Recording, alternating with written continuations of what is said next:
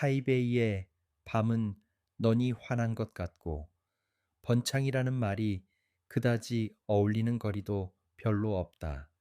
1993년 1월 5일 저녁 식사를 마치고 밤의 거리에 나섰다. 차가 넘쳐나서 모든 택시가 다른 차들을 밀치듯 달린다. 오토바이가 그 사이를 누비며 전투기 조종사처럼 질주한다. 지하철이 없는 이 도시에서 오토바이는 통근용이지 폼이나 유흥의 도구가 아니다. 타이완은 차 우선이다 라고 타이베이 노인이 말한 대로 빨간불인데도 사람이 횡단하지 않는 것을 보면 운전자는 간단히 돌파해버린다. 운전자가 자신의 상황 판단에 따라 행동하고 있어서 그다지 큰 사고는 일으키지 않는다. 그 점에서는 한민족은 기민하다. 기민함을 뒤집어 보면 아니면 비스듬히 보면 법이나 국가에 의지하기보다 자신의 능력에 의지할 수밖에 없다는 것일지도 모른다. 전후 본도인의 대부분은 정치에 등을 돌리고 타이베이의 밤거리 자동차처럼 살아왔다. 진시 황제는 법으로 통치했다. 서민에게는 법은 번거롭고 갑갑하며 답답했다. 그 세상을 끝내려고 반란군을 이끈 유방이 기원전 206년 초 무관의 관문을 뚫고 진나라 수도 함양에 들어갔을 때 가장 먼저 그 지역의 부로들을 모아 법은 오직 세 조항뿐이다. 사람을 죽인 자는 죽고 사람을 다치게 한 자 및 도둑질한 자는 죄를 묻겠다 라고 선언했다. 법은 3장뿐이다라는 유방의 말에 사람들은 환희했다. 하지만 머지않아 세워질 한 제국은 꼭 법삼장이었던 것은 아니었다. 법비라는 말이 1930년대 중국 한 구석에 생겨났다. 비는 악인을 말한다. 비적등이라고 한다. 1933년 일본 일부 참모장교의 모략으로 중국 동북지방에 만주국이 만들어졌다. 급조된 법체계도 생겼다. 토박이들은 그걸 싫어하고 일본인들을 몰래 법비라고 불렀다. 당시 신조어였던 것 같다. 물론 대만은 제대로 된 삼권 분립 국가이고 법체계도 잘 갖춰져 있다. 하지만 운용면에서는 계엄령이 선포되었던 점도 있어서 오랫동안 녹슬어 있었다. 가장 크게 녹슨 것은 국회의원이었다. 불과 재작년까지 대륙계 국회의원은 42년간이나 개선되지 않고 말하자면 세비만을 탐해온 것이다. 리덩후이는 1991년 12월 31일부로 이 화석 같은 국회의원 전원을 마침내 은퇴시켰다. 리덩후이라는 사람이 첫 본토인 총통이라는 건 이미 이야기했다. 연보식으로 말하자면 1988년 장제스의 장남인 장징궈 총통의 사망과 함께 헌법 규정에 따라 부총통이었던 이 사람이 승격했다. 그 다음 해인 1990년 국민대회에서 제8대 총통으로 선출되었고 그 지위는 정통성을 갖게 되었다. 이 사람이 2년 뒤인 1992년 연초 축사에서 최우선 과제로 헌정을 개혁하고 싶다고 연설했다. 법으로 다스리는 것과 동의어이다. 전 세계 선진국에서는 법 아래에 국왕이나 대통령 그리고 국민이 있는 것처럼 대만도 그렇게 하고 싶다는 것이었다. 본섬 출신인 리덩후이가 총통이 되었다는 것은 예를 들어 19세기 인도에서 영국인 골프클럽 이사장의 의자에 인도인 캐디가 앉는 것과 같은 것이었다. 대만에서는 정부도 의회도 사법관계도 게다가 군도 중책을 맡고 있는 사람들은 거의 대부분 대륙에서 온 사람들이었다. 그들은 서로 연계해서 결속해 있었다. 리덩후이는 그것들을 어떻게 설득했을까? 이 사람에게는 협상가의 면모는 없는 것 같다. 있는 것은 넘쳐 흐르는 듯한 정과 지성이지만 아마 국가에 대한 사랑과 상대방의 입장에 대한 동정이라는 것을 가지고 끈질기게 설득했던 것 같다. 그때까지 수상도 외면하고 있었다. 총리는 대륙계인 하오 바이춘이라는 험상궂은 얼굴의 전직 군인이다. 리덩후이가 제8대 총통에 취임하고 2년 후인 1992년 5월 22일자 산케이 신문을 보면 하오 바이춘 씨의 이례적인 축사라는 한 단락 기사가 실려 있다. 총통의 부하인 수상이 2년이 지나서야 처음으로 축하한다고 말했다고 한다. 그것이 외국 신문의 기사가 되어 있다.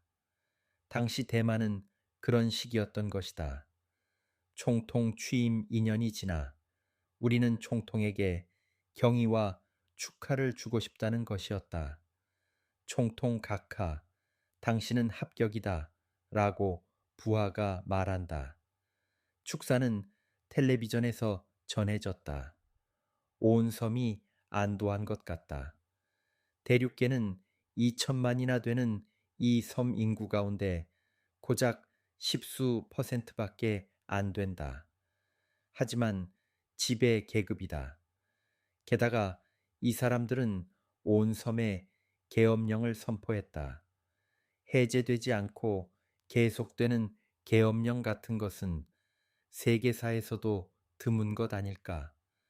해제된 것은 몇 년 전인 1987년이다. 계엄령은 보통 거대 재해가 발생했을 때 등에 아주 짧은 기간 동안만 선포된다. 그 지역을 일시적으로 군대가 지배하고 정상적인 행정권과 사법권은 정지된다. 목적은 인민의 보호이다. 일본 근대사에서는 다이쇼 12년 간토대 지진의 혼랑이 한때 이 조치가 취해졌다. 다만 적용된 지역은 도쿄와 그 인접현에 한정되었다. 또한 쇼와 11년 황도파라고 불리는 육군의 일부 청년 장교들이 현상 유지파의 요인 몇 명을 습격하여 살해한 소위 이26 사건 때에도 정부는 이 조치를 취했다. 지역은 도쿄뿐이었다. 대만은 이 비상조치가 수십 년간 상시적으로 취해져 온 것이다. 장진궈 정권 말기가 되어서야 비로소 풀렸다. 장진궈는 장가 사람인데도 국가는 사유물이 아니라고 생각하게 되어 대만화 정책을 추진했다. 계엄령 해제는 그중 하나다. 그 후 법이 되살아났다.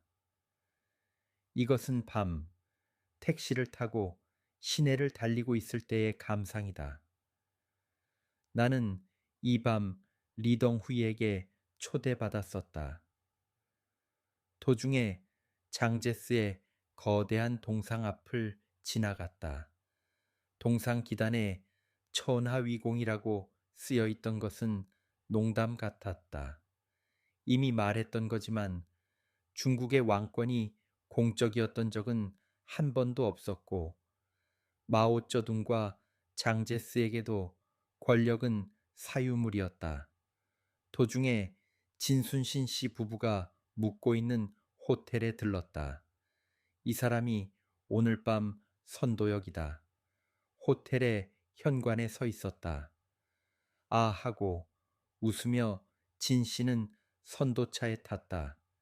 가다 보니 번화한 너원이 줄어들고 관저 안으로 들어갔다. 아무런 체크도 받지 않았다. 관저 현관에서 택시에서 내렸다. 응접실은 넓지만 간소했다. 이미 허지밍 부부가 와 있었다. 다른 정부 관리 등은 없다. 리동 후이와는 물론 첫 만남이었다.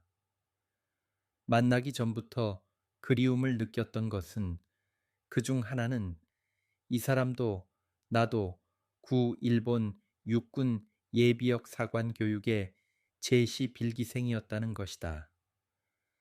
본토 사람들은 키 작은 사람이 많지만 이 사람은 예외라고 할 수 있다.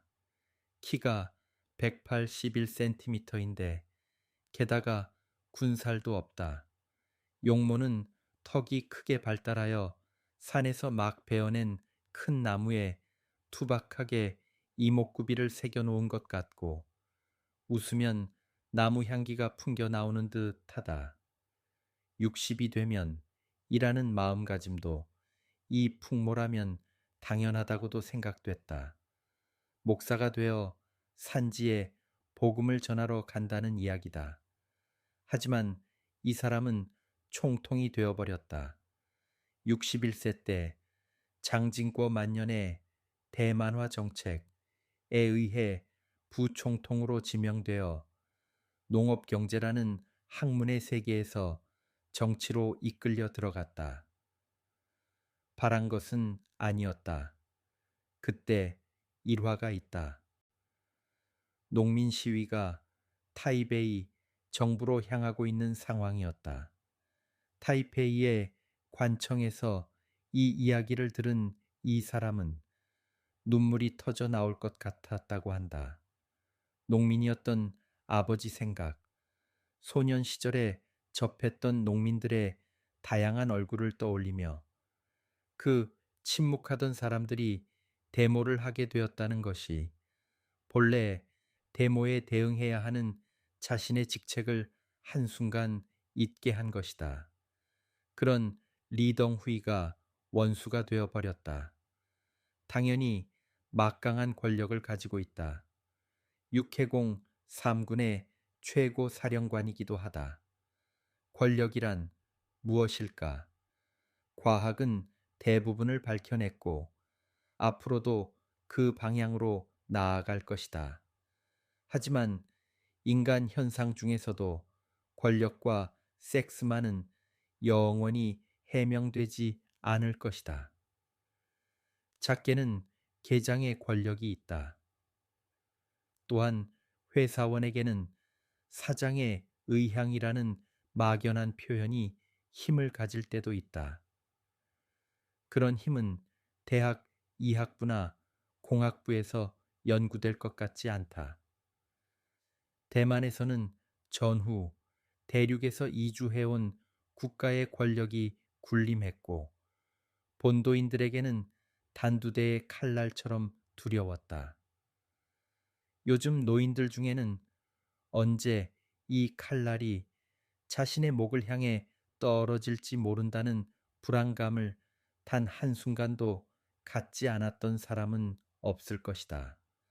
예를 들어 미국 국적을 가진 30살의 천재적인 수학자가 1981년 7월 3일 이른 아침에 대만대학 캠퍼스에서 변사체로 발견되었다.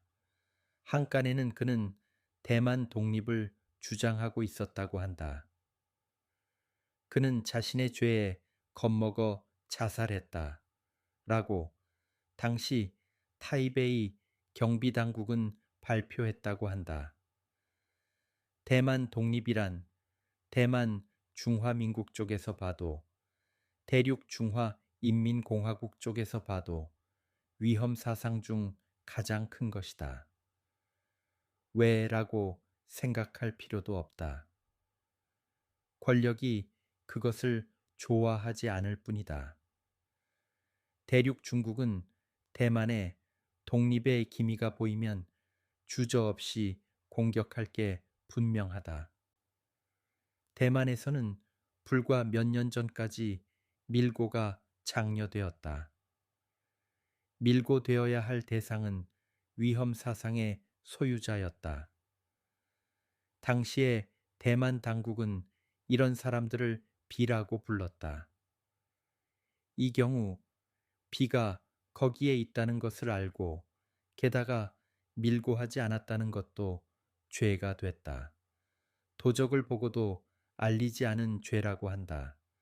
실제 사례로는 1975년 제야의 명사가 그 죄로 체포됐다.